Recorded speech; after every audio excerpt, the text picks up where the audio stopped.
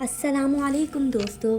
तो आज की जो हमारी कहानी है वो भी एक हॉरर स्टोरी है जो ख़ुद मेरे और मेरी कज़न के साथ हुई थी। ये 3 साल पुरानी बात है जब मेरे मामू के बेटे की शादी में हम सब नानों के घर गए हुए थे। एक रात हम सब कज़न बैठकर बातें कर रहे थे और हंसी मजाक कर रहे थे। कोई 3 साढ़े 3 के करीब कि अचानक हम सब कज़न का चाय पीने का दिल हुआ। तो मैं और मेरी कज़न नीचे किचन में चाय बनाने गए।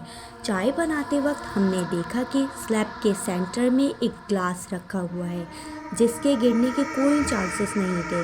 मैं और मेरी कज़न चाय बनाकर जैसे ही जाने लगे तो वो गिलास उड़कर फ्रिज के कोने में गिरा। ऐसा लगा कि किसी ने वो उठाकर फेंका है। हम बहुत डर गए और चिल्लाते हुए छत पर भागे। तो हमने अपने सब कज़न को ये बात बताई तो उनमें से कुछ तो डर गए और बाकी हमारा मजाक उड़ाने लगे। फिर हम खामोश होकर बैठ गए और थोड़ी ही देर बाद छत पर एक स्पीकर रखा हुआ था कि जिसकी तार भी निकली हुई थी कि अचानक उस स्पीकर में से लाइट ऑन हुई और उसमें से चुड़ चुड़ की आवाज़ें आने लगी।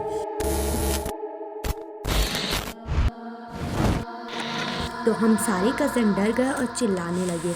हमारे खालू जो हमारे साथ बैठे हुए थे उन्होंने कहा जाओ बच्चों नीचे। तो हम डर के नीचे उतर गए और जैसे तैसे डर डर के अपने बिस्तर में लेट गए। ये रात तो कुछ डर डर के गुजर ही गई।